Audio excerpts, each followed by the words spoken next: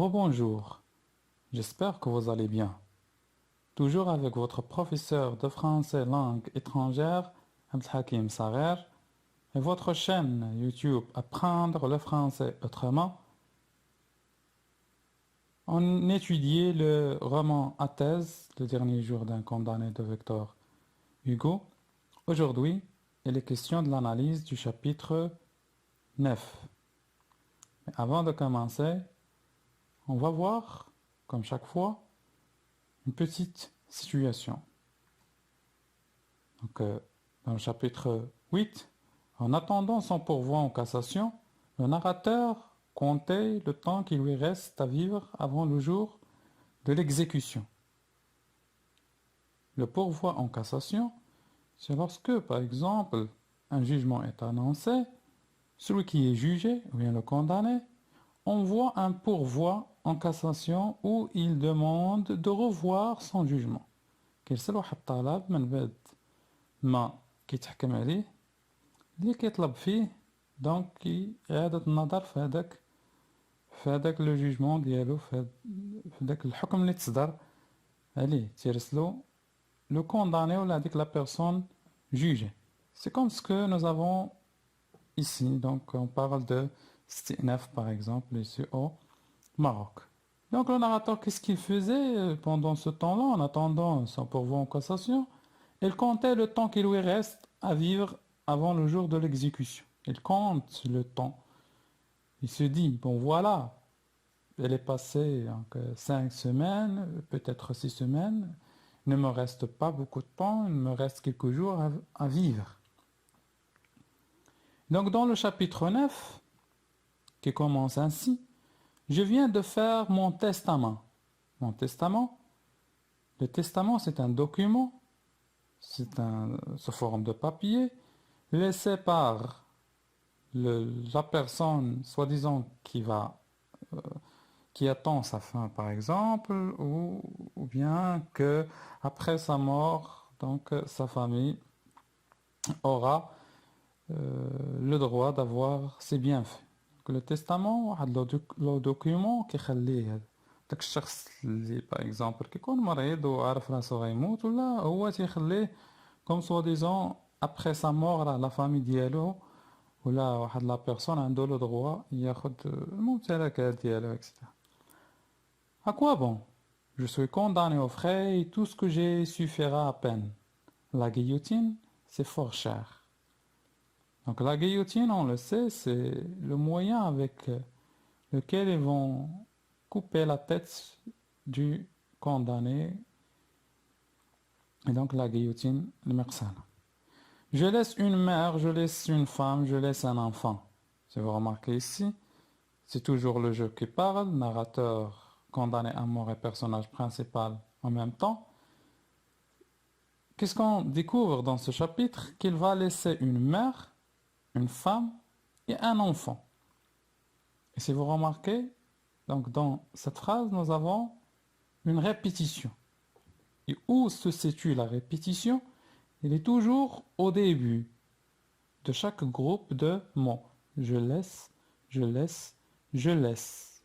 C'est comme s'il va voyager, c'est comme s'il va partir. On le sait, si le narrateur, soi-disant, ne va pas partir, mais il va quitter le monde, il va vers la fin, peut-être va mourir. Donc c'est un condamné à mort, il va laisser une mère, une femme et un enfant. Donc déjà je laisse une répétition au début de chaque groupe de mots, et donc nous avons une figure de style, une figure d'insistance, c'est l'anaphore, comme il est marqué par la couleur, donc bleu. Une mère, une femme, un enfant, c'est une énumération et qui peut être considérée comme gradation, vu que vous avez la mère, la femme, l'enfant. Donc, elle va laisser combien de personnes? Elle va laisser 3 personnes. Une mère, une femme et un enfant. Donc là, il va parler de cet enfant. Une petite fille de 3 ans. Douce, rose, frêle, avec de grands yeux noirs et de longs cheveux châtains. Cet enfant, c'est une petite fille de 3 ans. elle a 3 ans. Il est douce, rose, frêle, avec de grands yeux noirs et de longs cheveux châtains. Donc, qu'est-ce qu'il fait ici? Si vous remarquez, vous avez les adjectifs douce, rose, frêle, noir, long, châtain. Donc, il fait la description de sa petite fille. Et d'après la description de sa petite fille, on voit qu'elle est belle. C'est une belle fille. Et qui a quel âge? Donc, elle a 3 ans. Ici, la figure de style, c'est une énumération. Douce, rose, frêle, avec de grands yeux. Elle énumère donc les caractéristiques de sa petite fille. Et donc, elle fait la description de sa fille. Elle avait 12 ans et 1 mois quand je l'ai vue pour la dernière fois. فشافها pour la dernière fois quand elle a 12 ans et 1 mois. عامين وشهر. Maintenant, elle a 3 ans. Ainsi, après ma mort, 3 femmes, sans fils, sans mari, sans père, 3 orphelines de différentes espèces, 3 veuves du fait de la loi. Donc après sa mort, on a dit il va laisser 3 femmes, sans fils, c'est-à-dire sa mère, sans mari, c'est-à-dire sa femme, sans père, c'est-à-dire sa petite fille. Et donc, ils sont 3 orphelines. Orphelines, yatama, de différentes espèces, 3 veuves. Donc, la veuve, c'est lorsque le mari d'une femme est mort, on dit une veuve, armana. 3 aramil. Mais enfin, donc déjà, vous le savez, c'est sa fille qui est normalement orpheline, sa femme, donc on dit veuve, et donc bien évidemment sa mère. J'admets que je sois justement puni. Pour moi, c'est juste. Donc la punition peut-être, donc elle est juste. بالنسبة لي هو qui admettait أنه يتعاقب. Ces innocentes, quand elles fait n'importe, on les déshonore, on les ruine, c'est la justice. ولكن هاد les innocentes, هاد البريئات شنو داروا؟ n'importe. On les déshonore, نحيدوا لهم داك الشرف ديالهم, on les ruine, تندمروهم, c'est la justice. هذه هي العدالة. Donc là, est-ce qu'il veut vraiment dire que c'est la justice? Soi-disant, entre parenthèses. Donc il veut dire le contraire. Il veut dire c'est injuste. C'est injuste de laisser 3 femmes.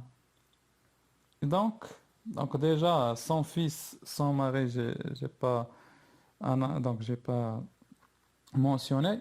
Vous avez l'anaphore sans et l'énumération, donc fils, mari, père. Et ici, donc la figure de style, c'est la justice. Donc il veut dire le contraire. Il ne veut pas dire que c'est juste, ça c'est juste. Il veut dire le contraire. C'est injuste de laisser ces personnes. Donc c'est l'antiphrase. Donc c'est comme une petite synthèse de cette partie de ce chapitre 9. Le narrateur se rappelle des moments ou bien des membres de sa famille. Donc les membres de sa famille qui constituent sa famille. On a dit une mère, une femme et une belle fille de 3 ans. La fille est douce et rose. Toutes les 3 seront orphelines avec S, je n'ai pas donc fait attention, après sa condamnation à mort. من بعد la condamnation à mort ديالو هما يبقاو orphelines sans protection. Orpheline, c'est dans la mesure où ils vont rester sans protection, il y aura aucune personne qui va prendre soin d'elle, etc. Il ressent une certaine culpabilité puisqu'on condamne les membres de sa famille avec lui et qui sont innocents. Donc, يحس بواحد la culpabilité. أنه واحد الذنب puisqu'on condamne كنحكموا بالإعدام حتى les membres ديال la famille. On condamne pas tout simplement le narrateur, on condamne le narrateur et sa famille. Et normalement, ce sont des gens qui sont innocents, puisqu'ils n'auront personne dans la vie, donc ils vont rester sans protection, et donc vers la fin, la mort. Ce n'est pas comme ma pauvre vieille mère m'inquiète. Il a 64 ans. Il mourra du coup. ماشي ma pauvre vieille mère هي اللي كتانكيتيني هي اللي donc qui m'inquiète. Elle a 64 ans. A déjà عندها 64 ans. Déjà عندها 64 عام. Elle mourra du coup. غتموت. Ou si elle va quelques jours encore, pourvu que jusqu'au dernier moment, elle ait un peu de cendre chaude dans sa chaufferette. Elle ne dira rien. Ma femme ne m'inquiète pas non plus. حتى ma femme ne m'inquiète pas. أنا ما كنشعرش بالقلق من جهتها. هاش لها الهم soi-disant. لا أحس soi-disant بواحد الذنب من جهتها. Elle est déjà d'une mauvaise santé et d'un esprit faible. Il y a déjà la santé qui est mauvaise, l'esprit qui est faible. Elle mourra aussi. Si vous remarquez, donc la mort, toujours. Elle mourra aussi. À moins qu'il ne devienne folle. Sinon, vers la fin, une femme folle. La femme, on dit que cela fait vivre, mais du moins, l'intelligence ne souffre pas. Elle dort, elle est comme morte. Déjà, elle est comme morte. Hein.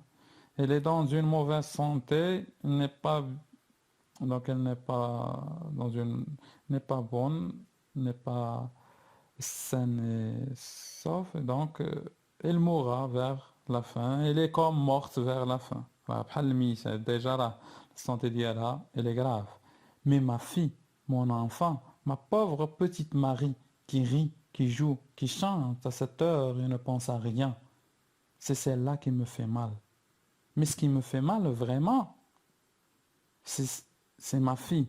Et ce qui fait mal au narrateur, c'est sa fille, son enfant, sa pauvre petite Marie. Donc ici, c'est le nom de sa petite fille qui s'appelle Marie. Sa petite fille, Marie, qui rit, qui joue, qui chante, c'est-à-dire qui a toute la vie devant elle. Elle sera orpheline, sans père, sans protection. Et même la société, peut-être, va la culpabiliser, va lui dire que vous êtes la fille d'un condamné à mort, la fille donc d'une mauvaise personne, une personne qui n'est pas bonne, d'un criminel peut-être. Donc c'est sa fille qui donc lui fait mal, اللي كيفكر لها بزاف وكيتألم من جهتها انه يخليها بها. Donc ici, si vous remarquez, donc déjà j'ai mentionné avec la couleur verte pour vous dire que c'est l'énumération. Il énumère donc la personne à qui il pense beaucoup. La synthèse, donc le narrateur ne s'inquiète ni pour sa vieille mère qui a 64 ans et qui finira par mourir, ni pour sa femme qui est d'une mauvaise santé et qui mourra elle aussi, ou deviendra folle, mais elle s'inquiète pour sa fille Marie qui est encore un enfant.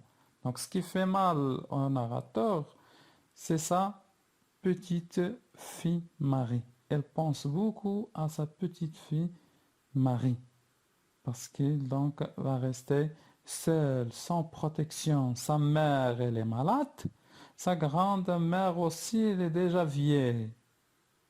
Et donc, cela lui fait mal parce que sa fille Marie va rester toute seule. Merci pour votre attention. On se verra, Inch'Allah, dans une nouvelle vidéo. N'oubliez pas de vous abonner sur la chaîne Apprendre le français autrement et visiter ma page Facebook aussi.